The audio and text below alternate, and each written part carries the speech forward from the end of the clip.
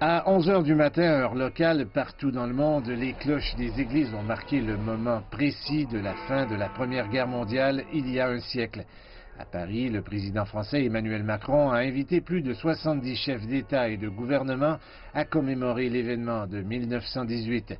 Sous un ciel couvert et arrosé d'une fine pluie, ils se sont rendus ensemble à la cérémonie près de l'Arc de Triomphe.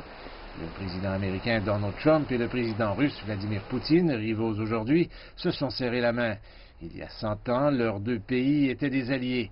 Le président Macron a envoyé au monde un message clair. Car le patriotisme est l'exact contraire du nationalisme. L'histoire menace, parfois, de reprendre son cours tragique et de compromettre notre héritage de paix que nous croyions avoir définitivement scellé. Dans une autre partie de la ville, des préparatifs étaient en cours pour une manifestation anti-Trump. Trump, il s'oppose à beaucoup de mes valeurs et je ne les partage pas avec lui. Alors je suis contre le fait qu'il vienne ici en tant qu'invité.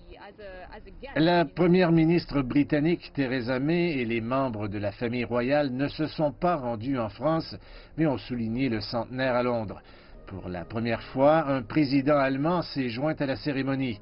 Avec des milliers d'autres personnes, Frank-Walter Steinmeier a commémoré la fin de la guerre qui a coûté la vie à plus de 16 millions de personnes, bien que le nombre exact ne soit pas connu.